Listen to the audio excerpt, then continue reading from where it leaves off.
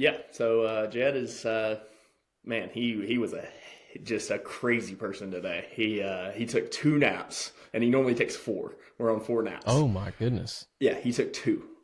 Just would not go to sleep for one of his naps. And then another nap, the other nap that, or the main nap that he took was like 2.5 hours long. And normally like an hour and a half is like tops for him when it comes to naps. So I think he's trying to tell me that he needs less naps and more awake time, kind of spaced out more. So they say It's kind of wild how that works, right?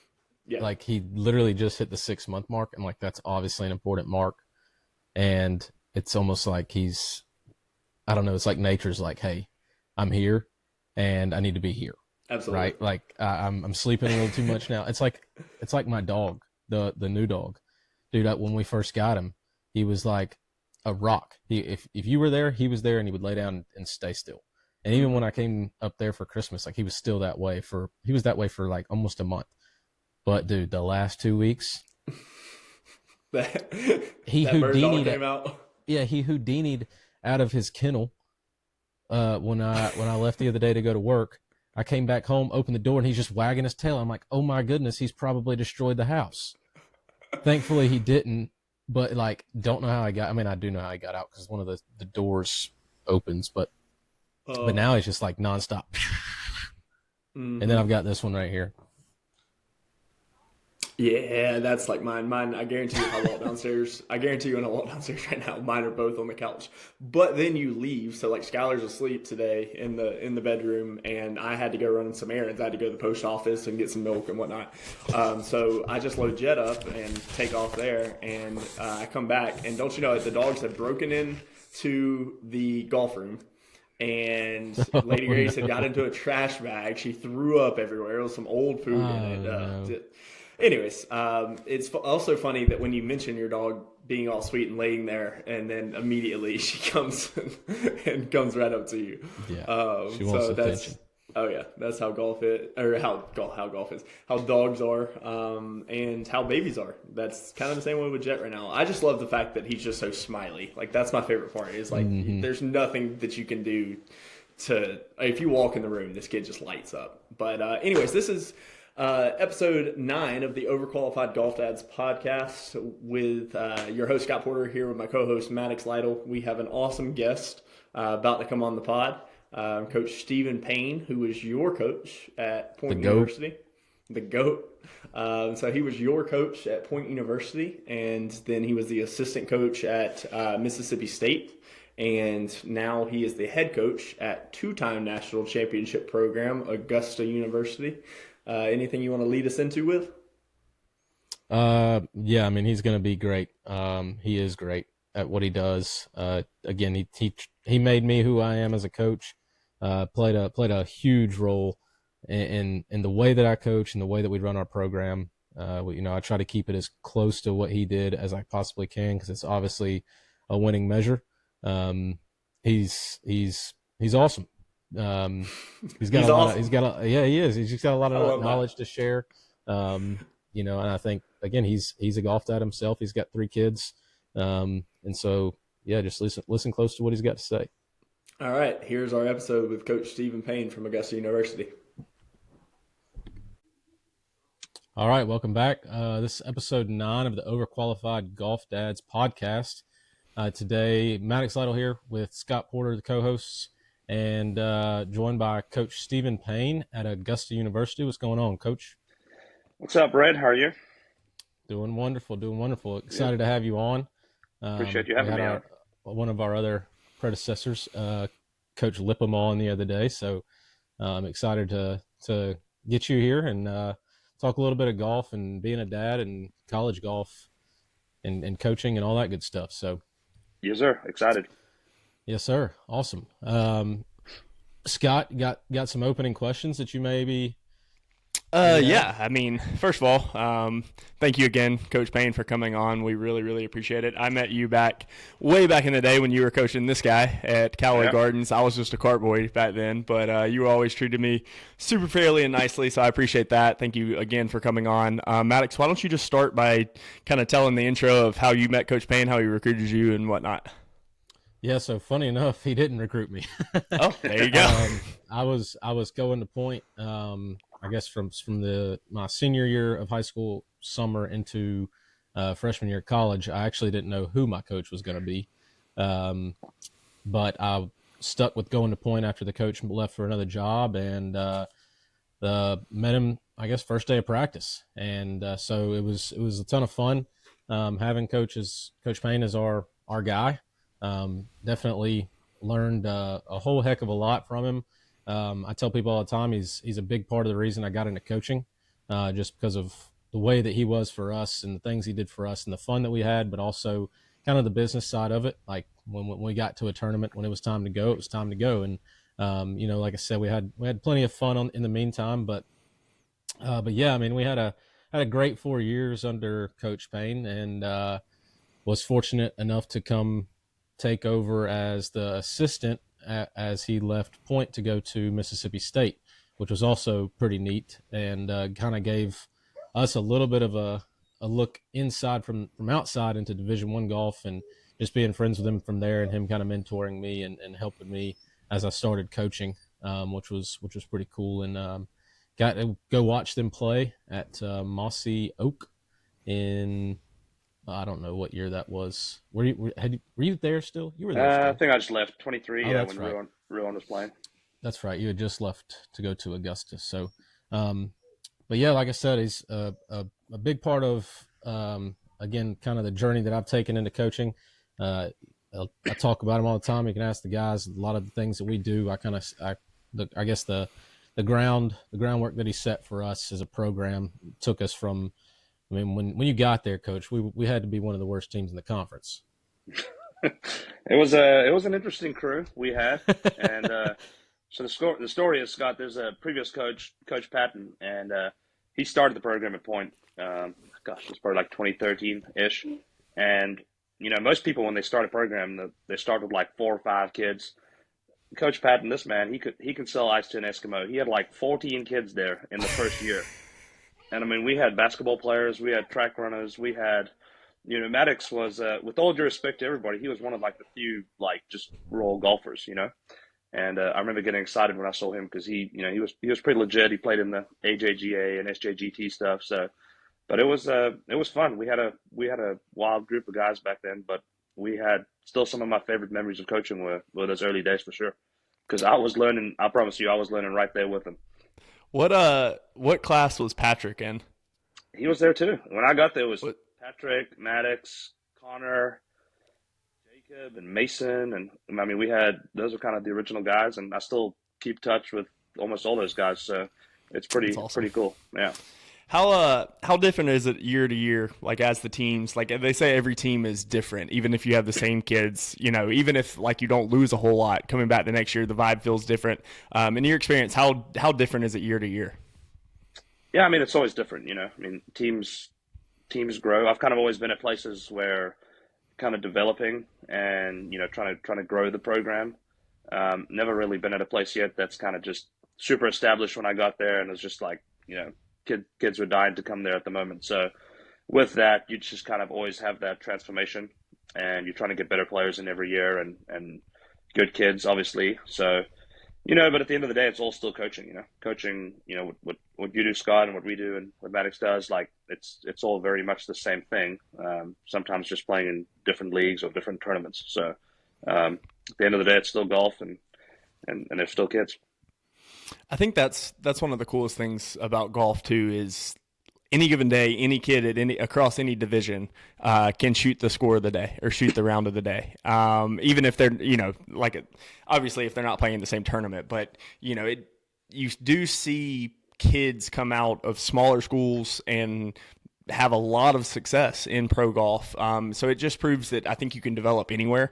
It certainly helps to be at a Division I program like you are now at Augusta. I'm sure that's super nice to be at. Can you tell us a little bit just about your career and how you went from Point to Mississippi State and then Mississippi State to Augusta? Yeah, so that was like 2013, I think, when I started with Maddux and the boys, and we try to get a little bit better every year, and we had a bunch of guys who really bought in, and like I said, we had some really, really fun times. I was actually speaking to Blake earlier today, and we're talking about a couple stories there, Maddux. I have to share some Maddux stories later, but But yeah, and then we just kind of got better every year. And by about year 5 or 6, I think we were one of the best NAI teams in the country, and we won a bunch. And obviously, with that comes some attraction, And I kind of had a connection with the head coach at Mississippi State, and he was kind of looking to tap into some international recruiting, I think, at the time. And his assistant moved on, and so I got that job.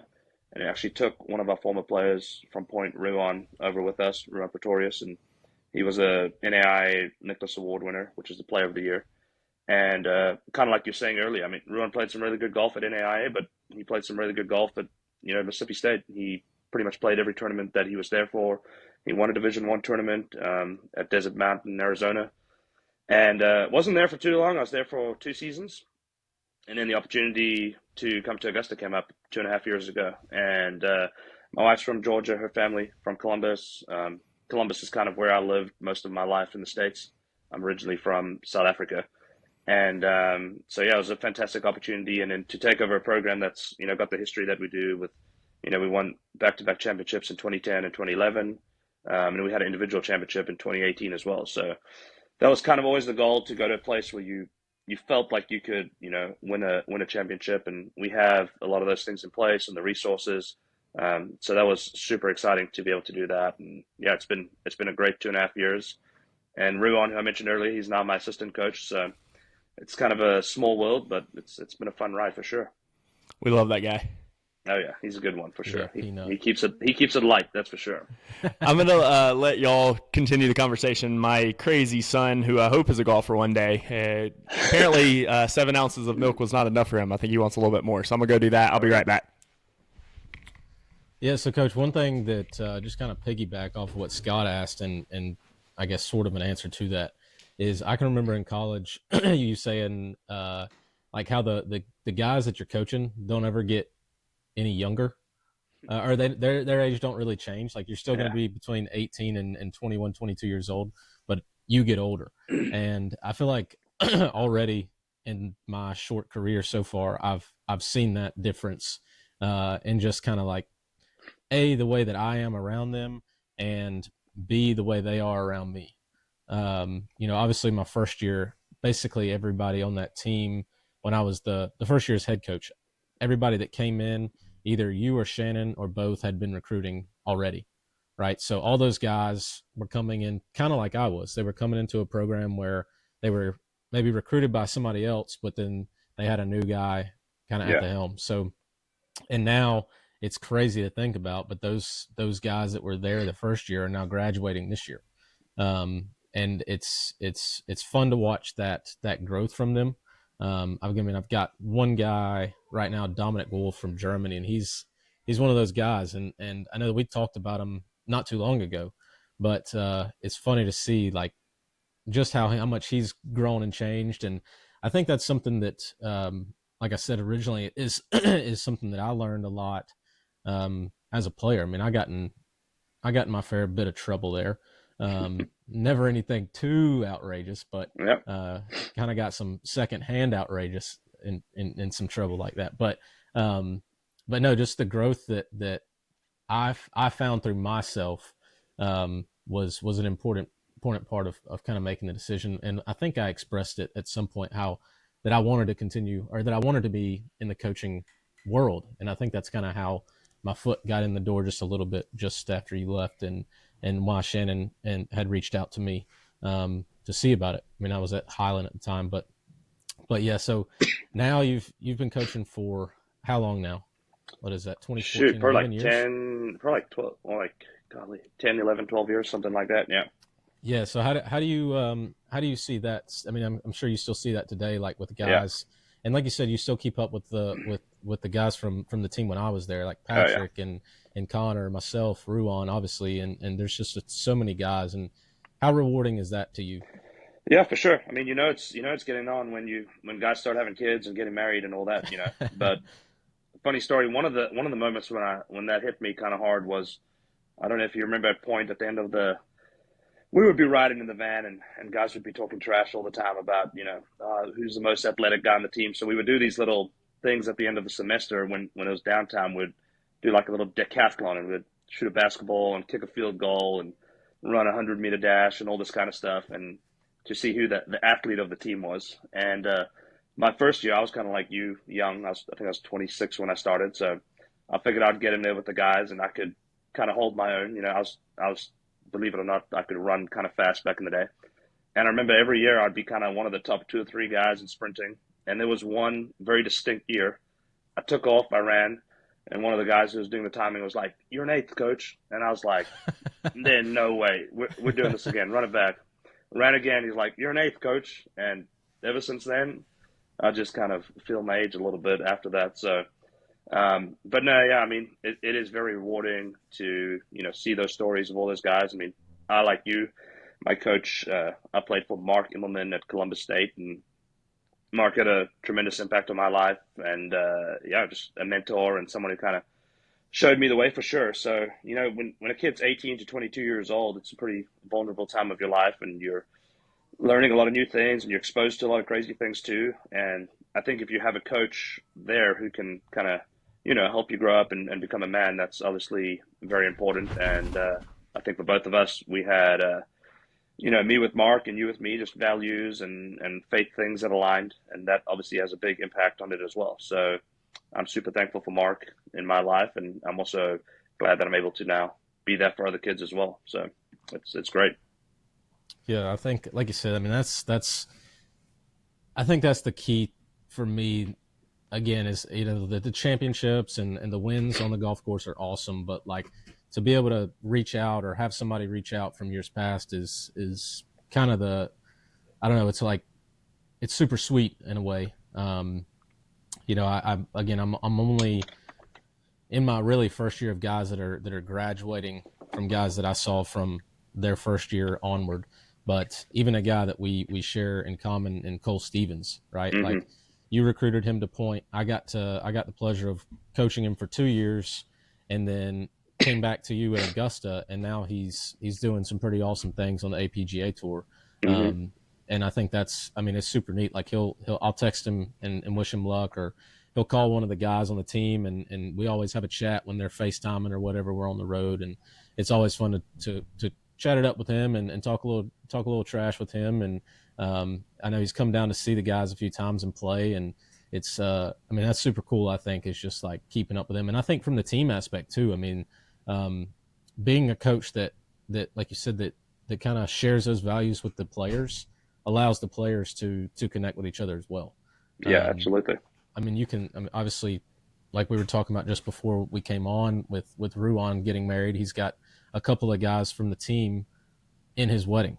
And then the same thing for when I got married. I had a few of the guys on the team in my wedding, Ruan being one of them, Blake being one of them, and Tanner, which I've known for a long time, but we were on the same team. And I think, again, all the time that we got to spend together and quote unquote had to spend together in not just golf practice, but away from golf practice. And that's something that I think is super cool is just the cultures that you're able to build in golf. Obviously a little different now at Point, and it's always kind of been larger teams. Like you said, Coach Patton started it with a lot of guys, and it's kind of stayed that way. But it's still not football where we've got over 100 kids on the roster. It's hard to build that family type of culture outside of the practice field, so to speak, right? And I think that's something that was also important. Like, I can remember we did like team dinners before the year started. Like you said, the athlete competition, that was always such a goofy thing, but we had so much fun doing it, and everybody went into it thinking they were going to be that athlete, but be the man. That's right. Yeah. But I mean, I think that's something that comes from the top, right? Like, that's what I try to instill into my guys. We do a lot of things together outside of the golf course, and I try to encourage them to hang out outside of the golf course, because I don't want them to just think that this is the only place that they're supposed to kind of mingle, right?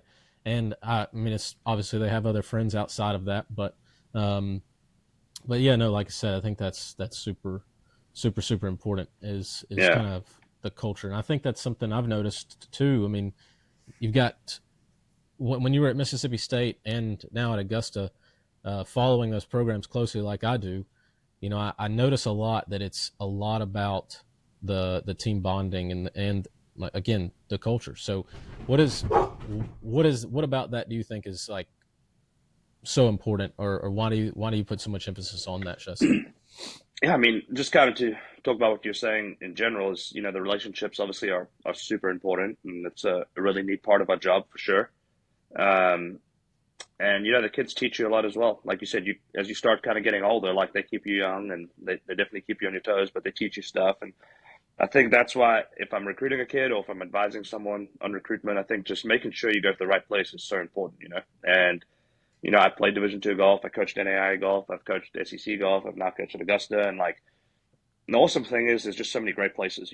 And I think sometimes kids make decisions based off on, what they think other people might think is cool or what other people might think is important. But at the end of the day, like going to a place where you're going to get poured into and have a great relationship with your coach is super important because, just going somewhere to say that you go somewhere and you're the 11 man for 4 years and, ride the bench your whole life, like that ain't super fun. So, I think that's just something kind of want to throw in there. And then in terms of culture, yeah, I mean, culture, golf's an interesting one because it's an individual sport, but in college it's played as a team sport, and it makes it really, really tricky. From the aspect of you only travel 5 guys, so most of the time you're leaving anywhere from 5 to 10 guys at home, and that's difficult. You may be playing qualifying against your roommate and trying to kick each other's brains in on the course, and then you got to go live with this guy afterwards. So there's a lot of interesting dynamics in there. And when it comes to the culture piece, it's also quite tough because, it can be tough to pull for someone else who you're playing against. Whereas, other sports, I feel like it's a little, it's, you get that team feeling from everyone, like basketball, you might get to be able to play 10 or 12 minutes, even if you're not a starter. And in golf, that can be tough. So I think having that culture piece is super important. And yeah, I mean, all the places that I've been that, we've had success. I think having a great culture instilled is super important. That's something you've got to be intentional about. It doesn't just happen naturally. Um, and I think that's something I've learned that's super important. And yeah, it's something we still instill to this day.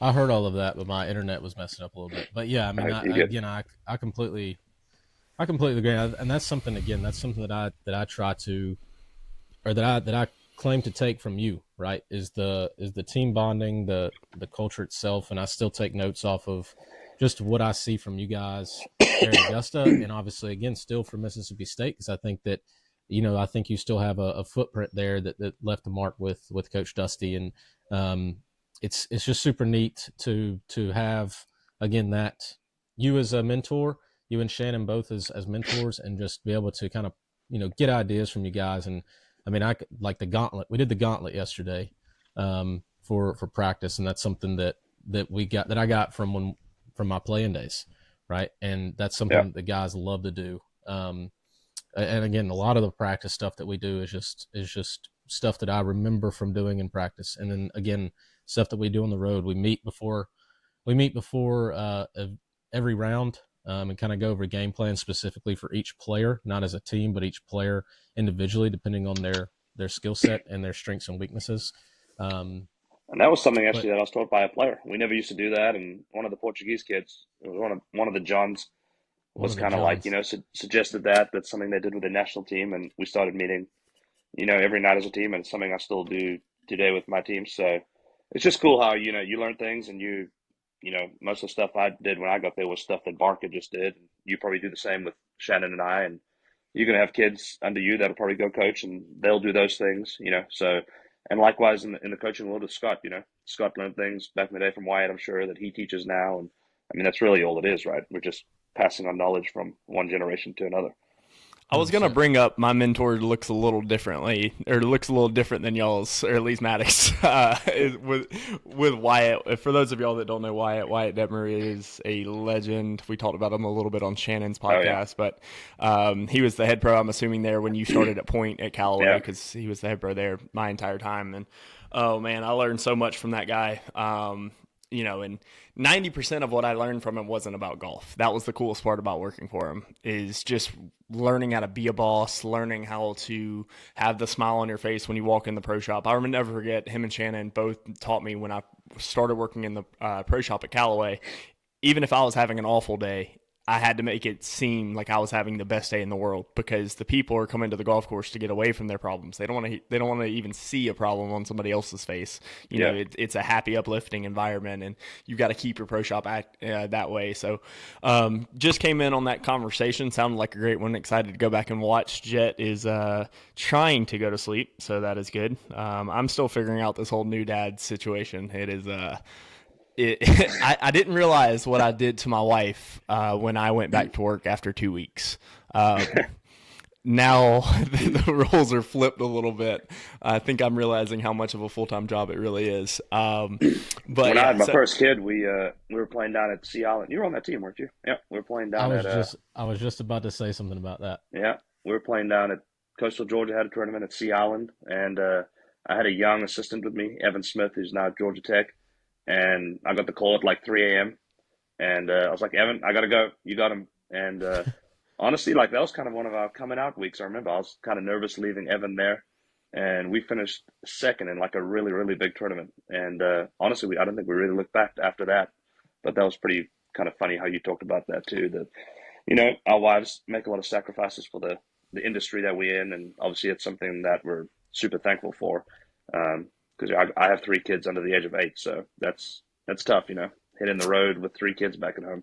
Absolutely. So let's get into that because, like we said last week, we had a professional golfer from Florida on the podcast, and there's not a ton of our listeners that are trying to be a pro golfer. I can't imagine a ton of our listeners are trying to be a college coach. So let's get into some of the stuff that you think parents can do at an early age to help their child. And the one thing we try to stay away from is just the whole keep it fun thing, because like everybody comes on here and says that. Like if you have anything specific you want to mention, feel free, and we'll just start this as an open dialogue. Yeah, I mean, I think you made a great point earlier. You're like, good golf is good golf, right? And there's a lot of great tours out there. You got the SJGT, you got the Hurricane Tour, you got the Georgia PGA Tour, you have the AJGA. But I think a lot of kids are told early that if you don't play AJGA, you kind of have no chance of playing high level college golf. And I think that couldn't be further from the truth. If you go dominate SJGT, like coaches they're gonna find out. And even if you don't, let's say you don't get the big scholarship you're looking for early and you go to a JUCO, then you play well to JUCO. I know Maddux has picked up a couple of JUCO guys in the past few years, and I've worked with them as well. There's always opportunities. Like good golf will always be found out, and I think that's super important, because some kids don't maybe come from the money to be able to play some of these things, or some people's parents might not be able to take them across the country. So that's probably for me like one of the most important things. And then the other thing is just kind of being realistic in the recruiting, journey. Just knowing, like I said earlier, that there's a school for everybody out there. Like there's a million colleges in America, and there's so many great coaches out there. Our kind of fraternity of coaches is awesome. And, I think a lot of coaches, like Maddux probably tell you, like we'll get, they're a super high NAI program, and they may have guys that average anywhere from like 72 or 70 to 75, let's just say. Like if you're a kid that averages like 88, like don't be hitting up like the top 10 NAI team in the country, Start like be kind of where you should be, Right. Because like I said, there is a place for everywhere. Even if you are someone who struggles a little bit, like go to junior college and work your way up, and then you can go play at a school like Paine or Augusta or wherever it may be, So just kind of be realistic with your expectations, and I think anyone can find a place if they really want to work hard and put it in. What's your number one thing you're looking at when you look at a recruit's golf swing? Like for me, my players know that I don't care how you grip it, I don't care what you do. All I care is how stable the club face is. Because I just firmly believe that there's no one right way to swing. There's so many different matchups that you can be in. What's one thing that you kind of look for when you're looking at a recruit in their golf swing technically? Yeah. So golf swing, speed these days is big. I think that I'd love to see some speed, but it's not the be all and end all. I think for me, it starts with scores.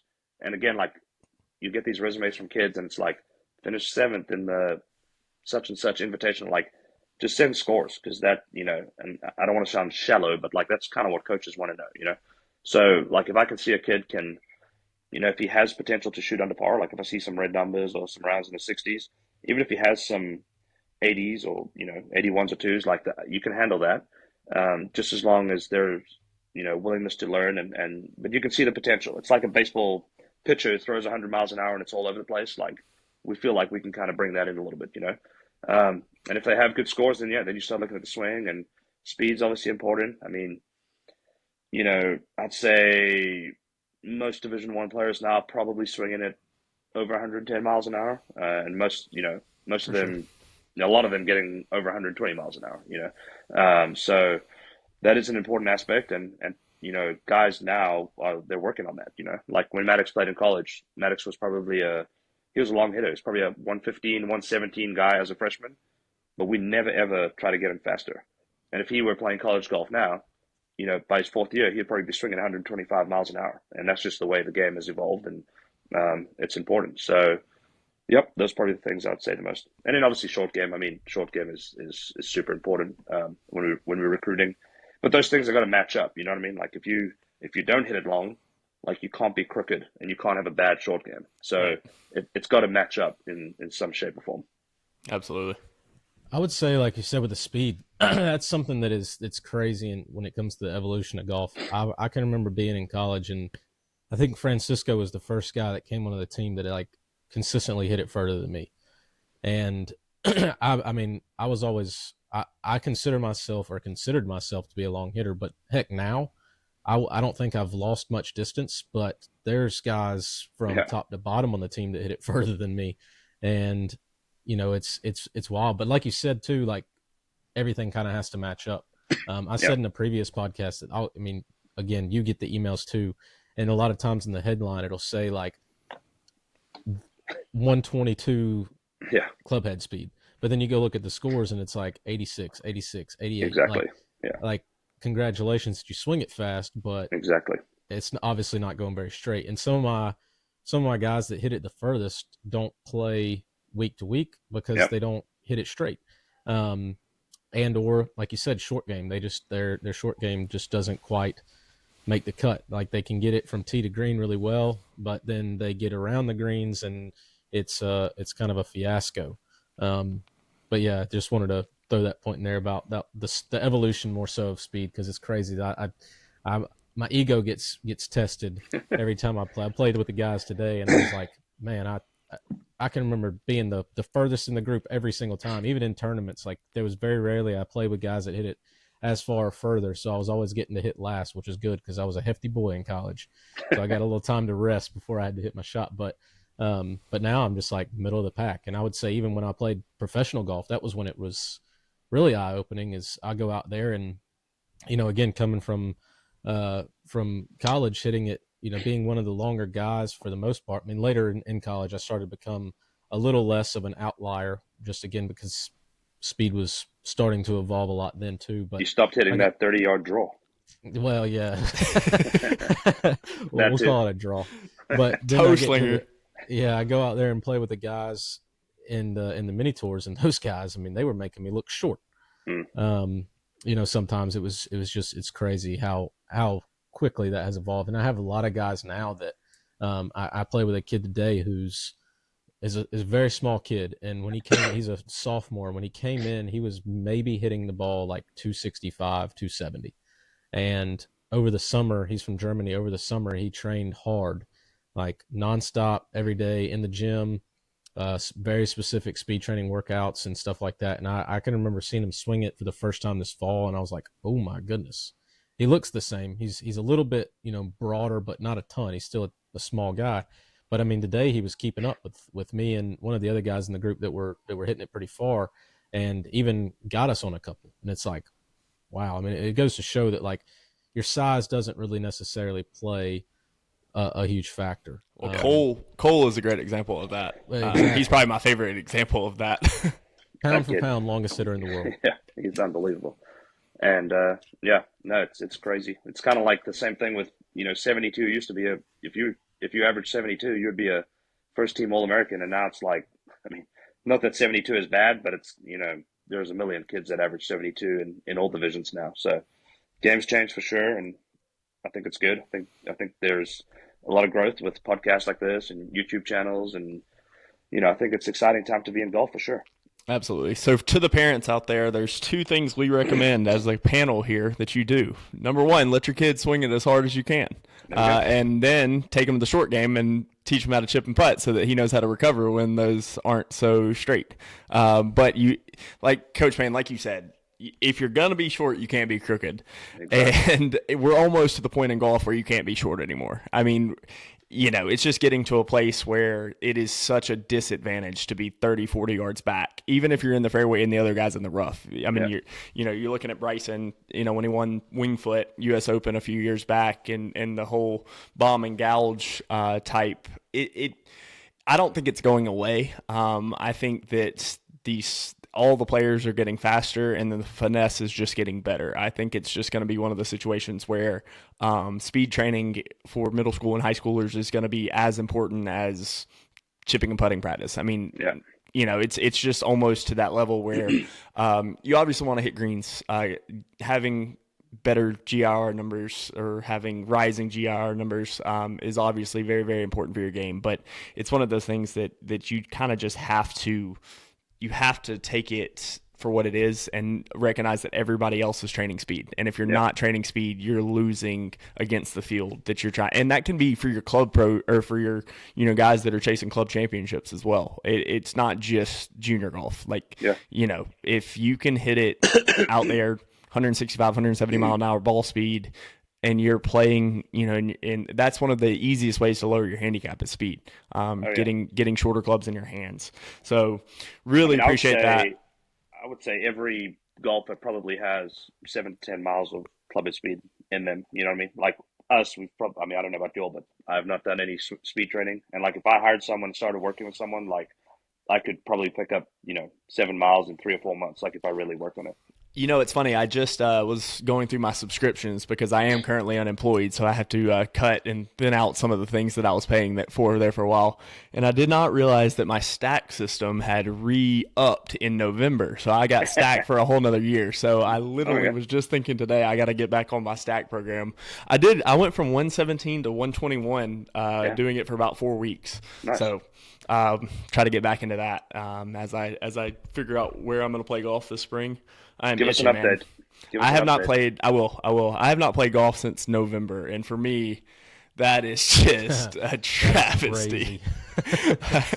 I mean, I've been a golf nut since I was 19 years old. The running joke, Coach, is I was skipping college class at West Georgia, where Lip is the coach now, and I was just going to skip class to work. I was daydreaming in class about work. It wasn't even playing golf. It was like working at Callaway was what I was jealous about. And then, of course, I wanted to play every chance I got. So that was kind of my intro into golf, and how we just evolved was I went from baseball straight into golf, fell in love with it, started playing 4, 5, 6 times a week, and I really never stopped until until you can't. And COVID kind of put exactly. COVID put an axe to it there for a while. I was working in the shop every day. But other than that, I played 2 or 3 times a week for damn near a decade. Yeah. And I haven't played since November. So thankfully it's been cold, so I haven't had a reason to go play. But there are some courses up here I'm excited to check out. Nice. What did y'all cover, just so I don't ask a repeat question, Maddux?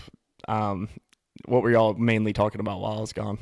We were just talking about kind of like college golf in general for how he coaches, how it's transitioned to me, culture, just the relationships that you get to build with the players, and how that transpires to them becoming young men and then eventually actual men.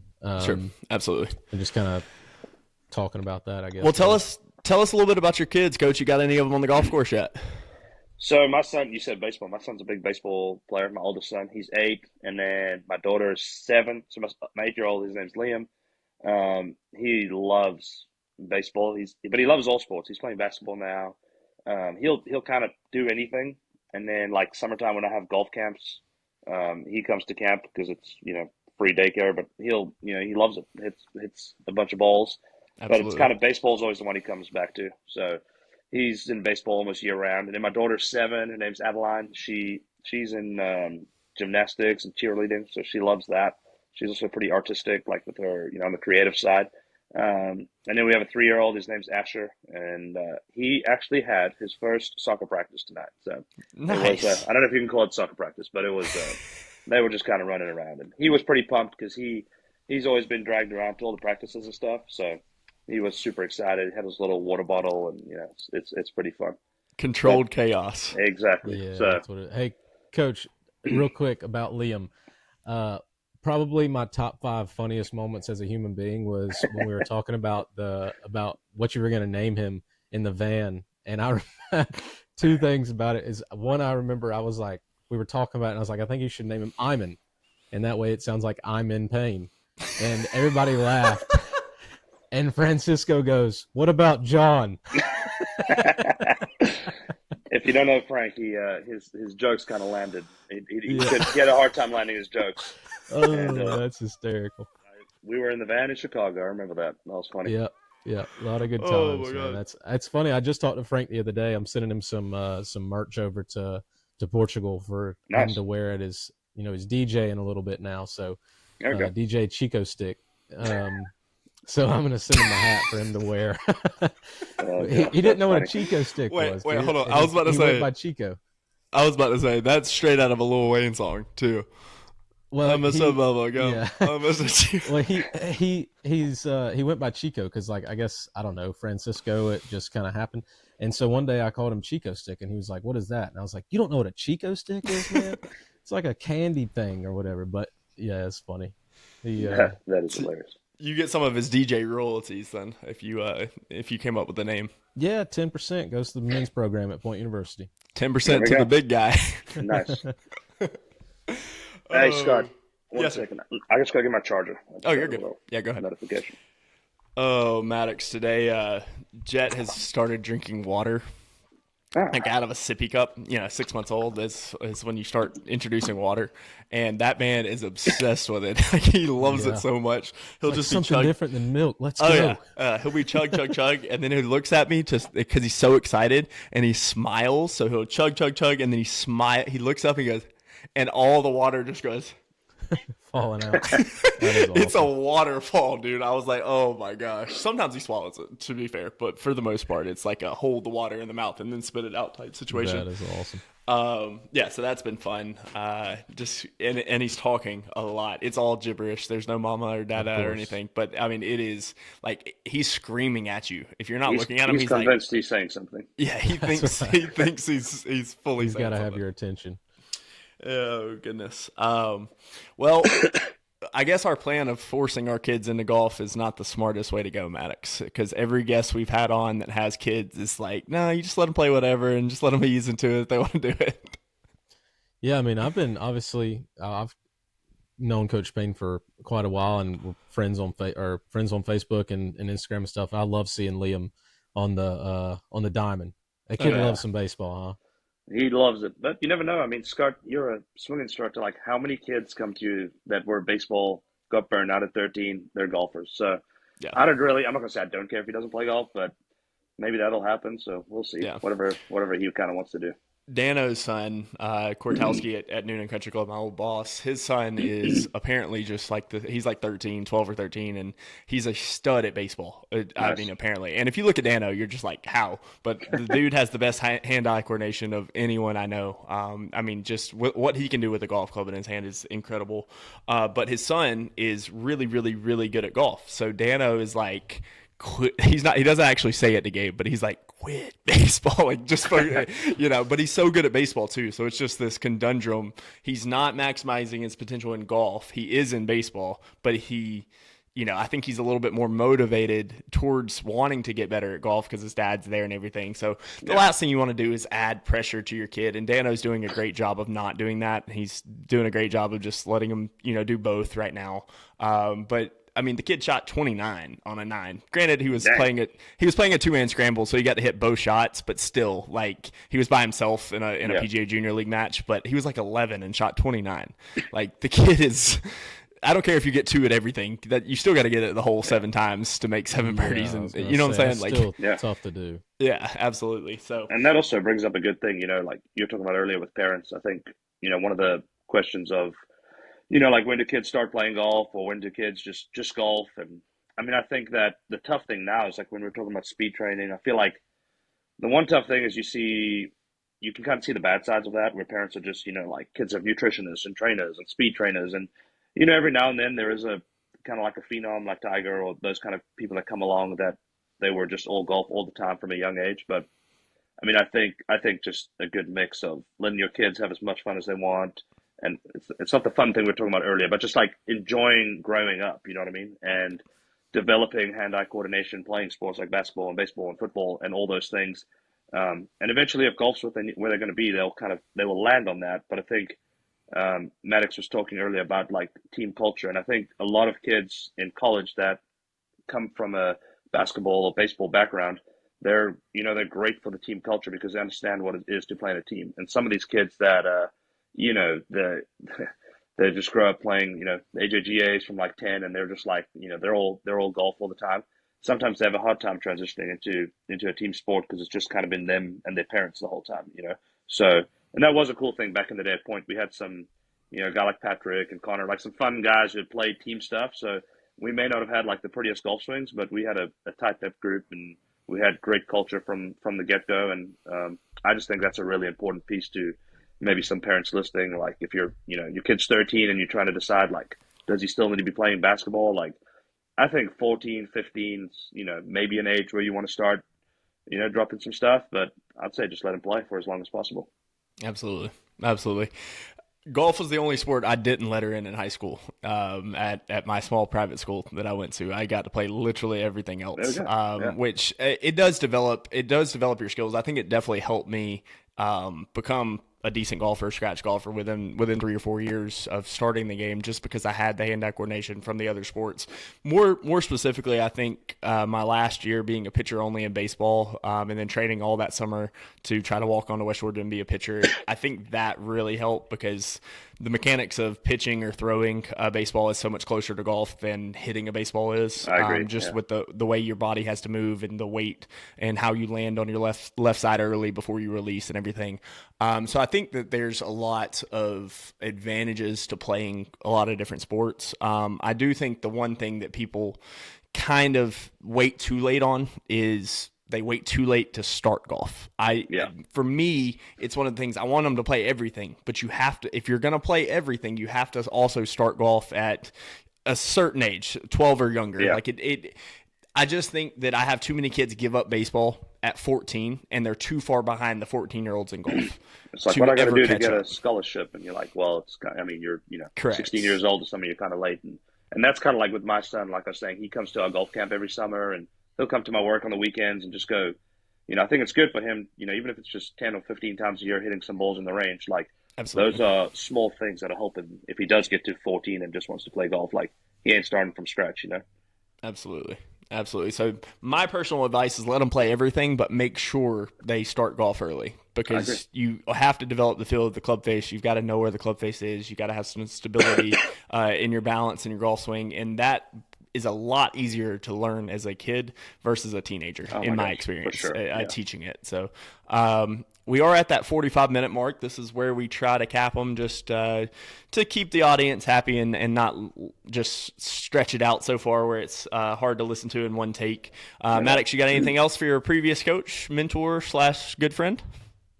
Well, let's see. I was going to ask, well, I guess we kind of covered it as far as like the kids, but I wanted to ask, have you had the opportunity or is the opportunity there? I know that you guys travel a little bit further now than we do at the NAI level, but to bring, I guess maybe your home tournament, to bring your kids along with you at the events? Let me think. I think Asher is young, so it's kind of tricky because like taking a baby to a golf tournament ain't that fun. But there was one tournament. We went to Puerto Rico last year, and Brittany came with and brought Asher and her mom kind of watched the kids, so that was pretty fun. And it is super cool having. I think growing up as the child of a coach is super cool because you you're at the golf house or you're at the facility the whole time, and you're just seeing all these guys, and that you think are really cool. Just for my son, he loves it, and my daughter, there's a women's golf team as well. So I think just being in that environment the whole time and getting to go to the basketball games and the baseball games, and it's a real neat experience, I think, for a kid to be able to grow up in an athletic department pretty much. So super thankful for that, and I'm sure you kind of enjoy that too with your family, Maddux. Yeah, I ran the scoreboard for the basketball game a couple weeks ago, and Emmy got to sit on like the important side of the bleachers, and she thought that was the coolest thing ever to be sitting there and be like, hey, like that's my dad. He's running the scoreboard. That, yeah. So I agree. And then she's come to practices, and she knows some of the guys. One of the guys from South Africa on the team now. He's gone to Christmas with us twice now. And her birthday party we had this past weekend, and she was like, "Where is Duncan? Why is Duncan not here? He's supposed to be here with us because he's part of the family." But no, I think that's super cool, and something that we talked about in the first podcast. I mean, we've got these kids that we're trying to not only make better at golf, but prepare them for life in general. And I mean, those are kind of like an extension to our family. Those are sort of our kids. It feels weird saying that because I'm only a couple years older than them, but yeah, I mean, I think that's an interesting and fun dynamic too. It's just being able to kind of to almost learn how to be. For me, it helped teach me to be a little bit of a parent there. With discipline, because there's always going to be discipline with the team. There's going to be times to have fun, and like I said, times to be serious. And again, I think that's something from a coaching perspective that I definitely learned early on in golf. I mean, you had to get on my tail a few times, and I even had to sign a waiver one time. There we go. Scott, you said you can edit. You got to ask me the question. My favorite. Give me like 3 Maddux Lytle stories, because I was hoping you'd ask me that, because I got some good ones. I'm ready for him. I'm ready for him. All right, favorite Maddux Lytle story. Well, he was the king of the tomahawk. If throwing a golf club was a professional sport, Maddux would be top 10 on the tour. And but no, that he would get a little hot sometimes. And like he said, he had to sign a waiver one time. I think he broke 2 clubs in one round before. And but it is. So what was this waiver?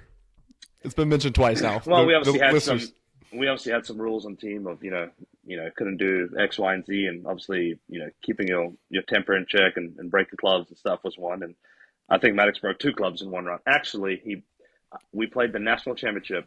Sorry, Red, I'm going to have to throw you under the bus here, but we played national championship at TPC Deer Run, and our athletic director flies out from little old West Point, Georgia, all the way to wherever that is, Iowa, Des Moines, Iowa, and Moline, Illinois. And he's watching Maddux, and Maddux just, Maddux hit the ball a long way, but the putter would give him some trouble every now and then, and he just snapped this thing right over the knee.